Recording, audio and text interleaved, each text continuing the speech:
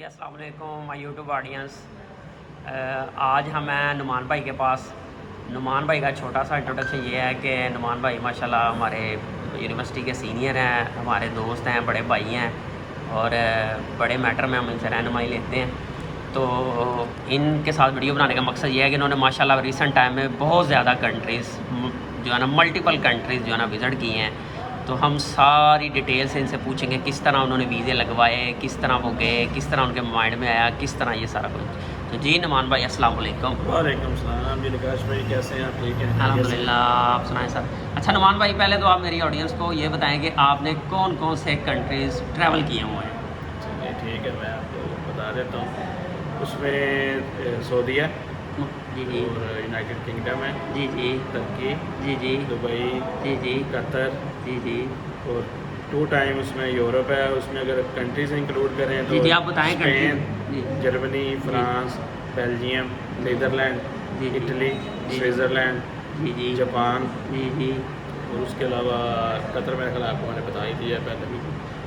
यही और है। अभी आप का अभी रिसेंट जी बिल्कुल, अभी यूएसए का वीज़ा ग्रांट हुआ लेकिन अभी ट्रैवल नहीं किया। जी माशाल्लाह माशाल्लाह। सर आपका बहुत बहुत शुक्रिया कि आपने हमें टाइम दिया, कीमती टाइम। यानी आपका तो शुक्रिया, आप आए इतनी दूर से। जी जी। अच्छा नुमान भाई, पहले ये बताइएगा कि आपको ये जो ट्रैवलिंग की हॉबी है, इसका शौक़ कब से है। ये शौक तो काफ़ी पुराना ही है, यूनिवर्सिटी के दौर से ही था। उससे बाद कहने कि जैसे जैसे फील्ड में हैं, प्रोफेशनल लाइफ में दोस्तों का ग्रुप था, जब भी टाइम मिलना तो पहले हम निकलते रहे। ये नॉर्दर्न एरियाज़ में पाकिस्तान वगैरह सारा एक्सप्लोर किया। तो आहिस्ता आहिस्ता फिर जो है ये हॉबी जो एक्सपेंड होती गई है, फिर ये इंटरनेशनल ट्रैवलिंग की तरफ आ गई। अच्छा नुमान भाई, आप अपनी लिस्ट में सबसे पहला कंट्री बताएंगे कि जहाँ पे आप गए और किस तरह उसकी डॉक्यूमेंटेशन तैयार की, किस तरह किसी ने गाइड किया और फिर आप आगे इस रास्ते पे मज़ीद आगे चलते रहे। आप पहला अपना एक्सपीरियंस शेयर कीजिए। जी जी, ये सारे सबसे पहला जो एक्सपीरियंस है ना वो तो चलिए सऊदीया का उम्रे का था 2023 में। ठीक है जी। उसके बाद जो है फर्स्ट जो वीज़ा, जो बड़ा वीज़ा जिसको कहते हैं ना, वो यूके का वीज़ा था मेरा। 6 मंथ का विजिट वीज़ा लगा था और वो था हमारा एक इवेंट हो रहा था बैंकिंग का ही यूके में, लंदन में। उस इवेंट को अटेंड करने के लिए गए थे, तो ये सबसे पहला मेरा वीज़ा जो यूके का ग्रांट हुआ था। तो नुमान भाई, आपने उसके लिए क्या प्रिपरेशन की। मैंने सुना है अक्सर लोग कहते हैं कि बड़ी लंबी चौड़ी डॉक्यूमेंटेशन चाहिए, करोड़ों रुपया स्टेटमेंट चाहिए और उस लाखों रुपया इसका ख़र्चा होता है। क्या इसमें हकीकत है कि सिर्फ आपकी डॉक्यूमेंटेशन की वर्थ ही सारा कुछ होता है। वो ये जैसे आपने लास्ट में बोला ना कि डॉक्यूमेंटेशन की वर्थ ही होती है। यूके एक वक्त इस तरह का कंट्री है कि अगर आपके अकाउंट में कोई 1 अरब रुपया भी पड़ा हुआ है ना, उनको उससे गर्ज कोई नहीं है। जी जी। अगर वो आपकी प्रोफाइल से मैच करेगा तो आपको वीज़ा ग्रांट है। ठीक है, ये काफ़ी कंसल्टेंट से मिलने के बाद, फिरने के बाद, इधर उधर से सारा डाटा देने के बाद पता चला है कि यूके की जो सबसे मोस्ट इंपॉर्टेंट डॉक्यूमेंट है वो आपके फाइनेंशियल स्टेटमेंट है, जो आपने स्टेटमेंट लगानी है। अगर किसी बंदे का माइंड हो कि मैंने यूके का वीज़ा अप्लाई करना है, तो उसको समझ लें कि 6 महीने पहले उसको प्लान के साथ जो है ना अपनी स्टेटमेंट मैनेज करनी पड़ती है। क्योंकि ये सबसे ज़्यादा जो फोकस होता है यूके के केस में वो स्टेटमेंट पे होता है। अच्छा नुमान भाई, आप ये समझते हैं कि इसमें बहुत ज़्यादा वो पैसे होना या कोई एजेंट आपसे डिमांड करता है, जिस तरह आपके इधर हमारे स्पेशली एरिया में लंडे के एजेंट हैं, वो जो है कहते हैं कि आपके पास इतने लाख रुपया होगा, इतनी चीज़ें होंगी तो आप एलिजिबल हो सकते हैं। कि सिंपल आप अगर आपने नीटली इसको तैयार किया तो आपका वीज़ा लग सकता है। कोई किसी किस्म के पैसों की ज़रूरत नहीं होती इसमें। ठीक है, ये एजेंट आपको बिल्कुल इसी तरह ही कहते हैं कि जी लाएँ आप, दें 50 लाख दें, आपको यूके पहुँचा देते हैं, आप महीने में पहुँचा देंगे। बिल्कुल कुछ भी नहीं है, सिर्फ आ जा के एम्बेसी की फ़ीस आपने अपने हाथों से पे करनी है। सिर्फ यही खर्चा आता है इसमें, और कुछ भी नहीं। अच्छा नुमान भाई, आपने कितने पैसे में, इसमें मैं एयर टिकट इंक्लूड नहीं कर रहा क्योंकि एयर टिकट का डे बाय डे यानी आर बाय आर रेट होता है और बाकी तो सारा आपका वो पर्सनल चीज़ें होती हैं। एक जो ऑफिशियल ख़र्चा होता है वीज़े का, विजिट वीज़े का यूके का, वो कितना है और आपका कितना हुआ था उस टाइम। ये नकाश भाई कंट्री टू कंट्री वेरी करता है।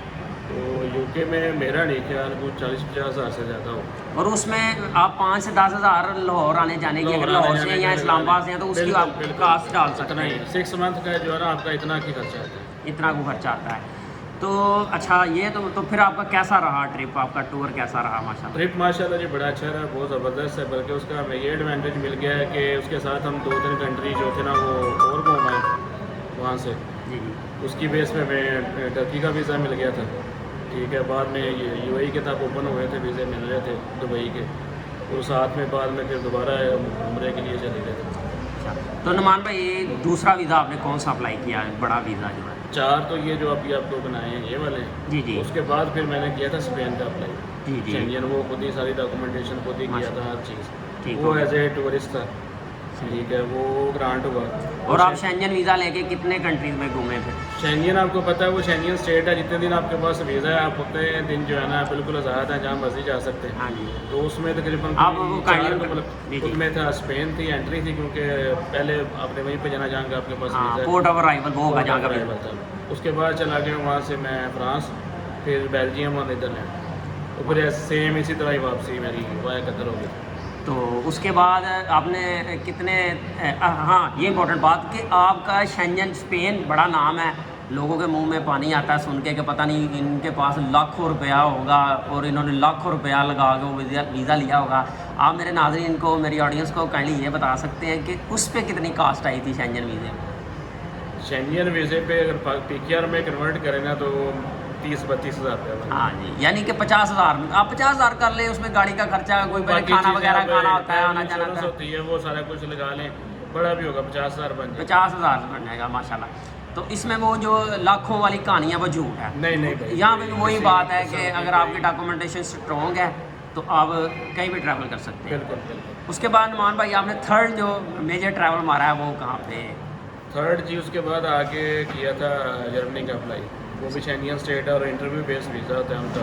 जी जी तो वो इस्लामाबाद इंटरव्यू दिया है तो वो वीज़ा ग्रांट हुआ है। तो फिर ये उससे पहले, बल्कि जर्मनी से पहले जो था ना, हमने किया हुआ था जापान का अप्लाई, जी जी ठीक है, वो भी टोटली खुद ही डॉक्यूमेंट बेस है वीज़ा, उनकी भी किसी किस्म की वो कोई स्पेशल रिक्वायरमेंट नहीं है, वो भी ग्रांट हुआ जी। है। ये जब 2 वीज़े ग्रांट हुए हैं तो फिर ट्रैवल प्लान बना के जो है ना हमने किया था। यहाँ से हम पहले कतर गए हैं, 2 दिन कतर रुके, क्योंकि कतर का ऑन अराइवल वीज़ा होता है। जी जी कतर से फिर चले गए हम वहाँ पे जापान में, हम्म। 10 के दिन जापान में स्टे था। जी जी जापान से आगे फिर हम गए हैं जर्मनी, जी जी जर्मनी से फ्रांस, फिर इटली, स्विट्ज़रलैंड, फिर सेम इसी तरह कतर से होकर वापस पाकिस्तान आ रहे हैं। तो ये नुमान भाई आपने कितने दिन का विजिट किया? ये हमारे लग गए थे 21 दिन लग गए थे। 21 दिन लग गए। तो इस पे कितनी रफली जो है ना वो आपकी कास्ट है? मैं इसलिए ये चीज़ें पूछ रहा हूँ, आप राउंड बता सकते हैं कि कोई अगर प्लान कर रहा है वो लाखों या अल्लाह माफ़ करे करोड़ों का चक्करों का ना सोचे कि एक बंदा 15 दिन का अगर ट्रैवल प्लान करे। भाई ये इतने कंट्रीज़ का आपको बताया है, इसमें हर मुल्क की जो एम्बेसी फ़ीस ही है आ जाके, जी जी ठीक है। वो शेंगेन का आपको पता ही है, वो 90 यूरो चलती है, हर मुल्क की सेम ही है, जी जी ठीक है। जापान की कोई एम्बेसी फ़ीस नहीं है जी। किसी किस्म की भी। कतर का वीज़ा ऑन अराइवल है, जी जी जो कास्ट आप कह लें वो यही है। बाकी तो एयर टिकट है वो हर बंदे ने अपने हिसाब से लेनी है, वो चाहे एमरेट्स ले लें, जो भी आपको उस टाइम अवेलेबल फ़्लाइट्स आ रही हैं वो उसमें आ जाती हैं, इसमें कोई ज़्यादा खर्चे वाला नहीं है काम। अच्छा, मैं अपने नाज़रीन को बताता चलूँ कि नुमान भाई हर साल इनकी वो बैंक की एनुअल लीव होती हैं, तो वो मेरा ख्याल 1 महीने की या 20 दिन की होती है, मुझे एग्जैक्ट आइडिया नहीं। और उन्हीं जो लीव्स में, वेकेशंस में नुमान भाई आउट ऑफ कंट्री जो है ना वो घूमने जाते हैं। ये सारे जो टूर्स हैं उन्हीं स्पेशली लीव्स में हैं। तो अच्छा नुमान भाई, आपका भी रिसेंट जो है ना वो एक बहुत बड़ा वीज़ा जो है ना माशाल्लाह लगा हुआ है, तो वो आप मेरे नाज़रीन को बताएं, ऑडियंस को बताएं कि कौन सा वीज़ा है वो जो लगा हुआ जी है। जी, ये निकाश भाई यूएस का ग्रांट हुआ है, ये 28 जुलाई को। माशाल्लाह। तो ये 5 साल का वीज़ा है, जी, जी। B1 B2 विजिटर वीज़ा ही आ जाता है इसमें। जी, जी। ये मैंने वापस आके 2 जुलाई को वापस आया था, माशा तो वापस आके वो DS 160 फॉर्म फिल करके वो जमा करवाया। तो अल्लाह का शुक्र, अपॉइंटमेंट भी ज़रा जल्दी मिल गई थी वहाँ की, कराची की। हाँ जी। तो वो कराची गए हैं, वहाँ पे इंटरव्यू दी है और वीज़ा ग्रांट हो गया। अच्छा, तो आप अगर आप चाहें तो थोड़ा सा पर्सनल एक्सपीरियंस शेयर कर सकते हैं, हमारे नाज़रीन को उनसे रहनुमाई मिल जाएगी कि वीज़ा इंटरव्यू के दौरान उस इंटरव्यूअर ने आपसे क्या क्वेश्चन किए और आपको मतलब थोड़ा सा गाइड करें अगर आपके माइंड में कुछ है। जी जी जी, ज़रूर, बिल्कुल, क्यों नहीं जी। वहाँ पे जी बेसिक मैंने ऑब्ज़र्व किया है ना कराची का, हर बंदे से 4 से 5 सवाल वो सेम ही होते हैं और वो कोई बाहर से नहीं होते, वो आपकी प्रोफाइल के रिलेटेड ही है। जो आपने DS 160 में फिल कर दिया हुआ है अपना, उन्हीं के रिलेटेड ही उन्होंने पूछना है। और जहाँ तक मेरा ज़ाती जो ख्याल है ना,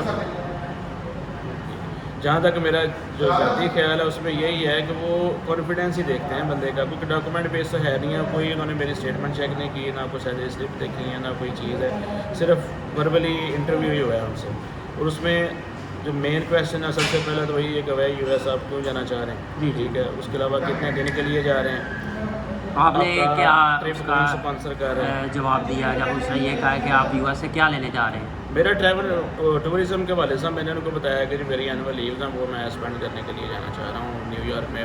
क्योंकि आपका पासपोर्ट माशाल्लाह ऑलरेडी वो एक स्ट्रॉन्ग हो चुका था, तो वो आपको बहुत ज़्यादा उसका एज मिला। इसमें ये चीज़ भी बड़ी मैटर करती है। उसमें मैंने पूछा भी है कि आप इससे पहले आपका एज ए टूरिज़्म आपका कौन कौन सा मुल्क का ट्रैवल है, वो सारा कुछ उनको फिर मैंने बता दिया था कि ये कंट्रीज मैंने विजिट की है। सही। तो अगला क्वेश्चन सर आपसे क्या हुआ था? अगला ये था कि आपका ये ट्रिप कौन स्पॉन्सर कर रहा है, जी जी। ठीक है। वो मैंने उनको बता दिया कि मेरा सेल्फ स्पॉन्सर्ड है। और बाकी उन्होंने पूछा जी करते क्या हैं आप, वो बैंक का बताया कि बैंक में जॉब कर रहा हूँ। मंथली सैलरी पूछी उन्होंने कि आप मंथली सैलरी कितनी है, कोई आपका पहले से कोई अजीज़ रिलेटिव यूएसए में है, वो मेरा कोई तो उनको बता दिया जी मेरा कोई नहीं है वहाँ पे। तो अच्छा ठीक। बाकी उन्होंने मेन पूछा है कि जी आपने जो कंट्री ट्रैवल की हैं उसमें स्पेसिफिकली किसी का नहीं पूछा, सिर्फ जापान का पूछा है कि जापान में आपने कौन कौन से जो सिटीज़ थे ना वो प्लेसेस और सिटीज़ विज़िट की हैं वो बताया है। उससे पहले एक मेरा पास्ट में ना रिफ्यूज़ल था, स्टडी वीज़ा मैंने अप्लाई किया होता ये उसका यूएसए का F1 F1 जी जी। वो 2021-22 की बात है। वो उन्होंने पूछा है कि जी वो उस टाइम आपने किया था तो क्या वजह बनी है। वजह तो मुझे नहीं पता, लेकिन मैंने अपनी तरफ से तो वेल प्रिपेयर था, लेकिन मुझे वीज़ा ग्रांट नहीं हुआ। तो वो फिर मैंने अपना सेम कोर्स जो था यहीं पे कंटिन्यू कर दिया। सर्टिफिकेशन थी वो तो मैंने यहीं पाकिस्तान में कर दी। सही हो गया। तो अच्छा नुमान भाई, आप कब विज़िट कर रहे हैं दोबारा? वीज़ा तो अभी आपको माशाल्लाह मिला, क्योंकि वो आपको 5 साल का मल्टीपल जी, एंट्री 5 वीज़ा साल। होता है और आप 5 साल में जब चाहें ट्रैवल कर सकते हैं। तो अभी आपका कोई नियर फ्यूचर प्लान है ट्रैवल ये करने इंशाल्लाह का? नेक्स्ट ईयर का। ये साल तो मैं बताया ही है कि अभी जून में गए थे, जुलाई में वापस आए हैं। अभी नेक्स्ट ईयर की जो एनुअल लीव होंगी उसमें आप नेक्स्ट ईयर एनुअल लीव होंगी उसमें अपने। सही हो गया। तो अच्छा, मैंने ना आपकी सारी इस गुफ्तगू में या जो भी आपकी ये माशाल्लाह ट्रैवल जर्नी है, इसमें मैंने एक चीज़ सीखी है कि आपके पास जो पहला वीज़ा ना यूके का, मैं मतलब आप मेरी बात से एग्री करते हैं या नहीं कि दुनिया में जो सबसे आसान वीज़ा लेना है वो यूके का, और दुनिया में सबसे मुश्किल वीज़ा लेना भी यूके का है। तो अगर आप थोड़ी सी मेहनत कर लें और यूके का वीज़ा ले लें तो मेरा ख्याल है जो दुनिया के बड़े बड़े कंट्रीज़ हैं, यूएस से कनाडा, ऑस्ट्रेलिया वगैरह और इवन शेंजन होंगे, इन सब के वीज़े लेना आसान हो जाता है। तो क्या मतलब इस बात से आप एग्री करते हैं? थोड़ा सा मैं 100% आपकी बात से एग्री कर रहा हूँ, ठीक है। क्योंकि यूके में वीज़े में जो है ना इतनी ट्रैवल हिस्ट्री जो है ना वो मैटर नहीं करती, जी जी क्योंकि वो आपकी बड़ी डीपली जो प्रोफाइल है वो असेस कर रहे होते हैं। उनको इससे गर्ज नहीं होती कि अब मेरा बिल्कुल ब्लैंक पासपोर्ट था, जी जी। कोई उसमें वीज़न सवाई उम्रे का पता है आपको, ट्रैवल में नहीं काउंट करते, ट्रैवल हिस्ट्री में आता ही नहीं है। तो मेरे समझ लें ब्लैंक पासपोर्ट पर ही मुझे पहला वीज़ा यूके का ग्रांट हुआ। तो नुमान भाई, आप थोड़ा सा मेरी ऑडियंस को ये भी गाइड करते हैं कि अगर किसी ने यूके का वीज़ा लगवाना है, मैं स्पेशली विज़िट वीज़ा के हवाले से बात कर रहा हूँ, तो उसको कितनी देर पहले इसकी तैयारी करनी चाहिए? और यूके वीज़ा में जो सबसे की पॉइंट होता है, जो सिग्निफिकेंट, जो आपके वीज़ा मिलने या ना मिलने को डिसाइड करता है, वो क्या होना चाहिए और वो क्या होता है? बैंक स्टेटमेंट है इसमें जी जी मेन चीज़ है। बिजनेस, क्योंकि दो ही कैटेगरी के इंडिविजुअल ज़्यादातर जाते हैं वीज़ा अप्लाई करने के लिए। सैलरी पर्सन आ जाता जी। है, चाहे गवर्नमेंट है चाहे प्राइवेट है, या बिजनेस क्लास आ जाती है। और दोनों ही सूरतों में अगर आपकी बैंक स्टेटमेंट प्रॉपरली मेंटेन है तो आप बड़े आसानी से वीज़ा ग्रांट करवा सकते हैं। तो कोई मुश्किल नहीं है उसमें। कितनी को देर इसकी तैयारी होती है या करनी मिनिमम पड़ती है? 3 महीने लग जाते हैं हाँ इसमें, जी। या आप कम से कम 6 महीने पहले इसको जो है ना वो प्रॉपर अपना प्लान करना शुरू कर दें। वो प्लान को मुश्किल नहीं है, आपके फंड आ रहे हैं, स्टेटमेंट आपकी, सिर्फ उसको आपने मेंटेन करना है। अगर फॉर एग्जांपल एक सैलरी पर्सन है, उसकी सैलरी अकाउंट में आ रही है, ठीक है, उसमें सैलरी के अलावा कोई अपनी एंट्री ना करें। वो होता है जैसे हम लोग कर लेते हैं, यार पैसे किसी से मंगवाने, अपना अकाउंट दे दिया, उसको सिर्फ सैलरी के लिए रख दें। यानी उसको- आप मतलब चाह रहे हैं कि ऑर्गेनिकली जो है ना वो अपनी स्टेटमेंट जी, को जी, रखें। बिल्कुल, बिल्कुल। यानी वो जो एम्बेसी वाले वीज़ा ऑफिसर्स वगैरह बैठे होते हैं, वो उनको पता होता है कि ये उनको पता चीज़ होता है। वो आर्टिफिशियली आपकी है कि सैलरी आई ऑर्गेनिक। है, जी जी। उसमें से थोड़े से आपके जो खर्चे वगैरह आपने जो की, घर की ग्रॉसरी वगैरह वो हो गए, वो कुछ पैसे पीछे बच गए, वो आपकी सेविंग है। वो इस तरह आपने उस स्टेटमेंट को अपने को लेके चलना है। और जिस तरह बिजनेसमैन है, बिजनेस के केस में 2 लगेंगी स्टेटमेंट्स आपकी, वो एक फर्म की होती है और एक पर्सनल होती है। और उसके लिए ज़रूरी होता है कि जो बिजनेसमैन है ना वो अपनी सैलरी उसमें से लाजमी निकाल रहा हो अपने पर्सनल अकाउंट में। तो ये चीज़ें मैंने जो मेरी समझ लें कि अपना पर्सनल एक्सपीरियंस है ना वो आपसे शेयर कर रहा हूँ। अच्छा, उसमें रिफ्यूज़ होने की नुमान भाई सबसे बड़ी वजह क्या होती है? वीज़ा रिफ्यूज़ल की, यूके की मैं बात कर रहा हूँ। यूके का ना मेरे कोई कुलीग थे बैंकर थे, उसमें जिस तरह की ये इवेंट हर साल जो मैंने अटेंड किया था तकरीबन हर साल ही होता है, जी तो ये बल्कि मैंने भी कुछ दोस्तों के अप्लाई किए थे, कोई एक आध का ग्रांट हुआ, कुछ के रिफ्यूज़ हुए, और जितने अभी ये रिफ्यूज़ल लेटर मैंने पढ़ लिए हुए हैं ना, उसमें जो मेन हर बंदे को जो फोकस वो करते हैं ना, वो स्टेटमेंट पे ही है कि आपके उसमें मैच नहीं कर रही, आप उसमें अपने वो पूछते हैं कि आप महीने का कितना आपका खर्चा है, स्टोर पे आप कितना स्पेंड करेंगे। वो चीज़ें जब आपस में क्रॉस मैच नहीं ना हो रही होती तो सबसे बड़ी वजह यही बनती है। तो नुमान भाई, वीज़ा जो है ना वो लेने के लिए स्टेटमेंट में हम आगे बात कर रहे थे कि क्या करोड़ों रुपया होना चाहिए पाकिस्तानी या भाई यूके के केस में जैसे आप शेंजन का अगर अप्लाई करेंगे ना, उसमें ये चीज़ें चल जाती हैं, वो इतना आपका फाइनेंशियल्स पे वो नहीं करते कि ये इतनी बड़ी एंट्री कहाँ से आई है। यूके के केस में अगर आपके अकाउंट में कोई 10 करोड़ भी पड़ा हुआ है ना, लेकिन अगर वो आपकी प्रोफाइल या आपकी टैक्स रिटर्न से वो चीज़ मैच नहीं कर रही तो आपको वीज़ा नहीं मिलेगा। सही हो गया, यानी वो करोड़ों वाली बात बिल्कुल गलत है। जो सिस्टमेटिकली पेमेंट हो, चाहे वो 20 या 30 लाख भी हो, तो आपको वीज़ा मिलने के चांसेस हैं। बिल्कुल बिल्कुल ठीक है, अगर वो सिस्टमेटिकली या ऑर्गेनिक नहीं है तो 2 अरब भी पड़ा है तो उसका कोई फ़ायदा कोई नहीं। फ़ायदा नहीं। और हम ये बात मतलब क्या आप मेरी इस बात से भी एग्री करते हैं कि ये ओवरलैप, मतलब अगर आपका कोई अच्छा वीज़ा लगा है, जिस तरह यूके का वीज़ा लगा हुआ है, तो शेंजन वाले भी आपकी स्टेटमेंट को वो सेकेंडरी नज़र से देखेंगे। प्राइमरी नज़र यही होगी कि इस बंदे के पास वैलिड यूके का वीज़ा है। वो थोड़ी लूप होल अगर स्टेटमेंट वगैरह में होगा तो वो इतना कंसिडर नहीं होगा। शेंजन हो जाए, यूके के अलावा आप किसी भी कंट्री का करेंगे ना, तो वो इतना डीपली आपके फाइनेंशियल्स को वो नहीं देखते कि ये बंदा प्रॉपर वो चला रहा है या जो भी है।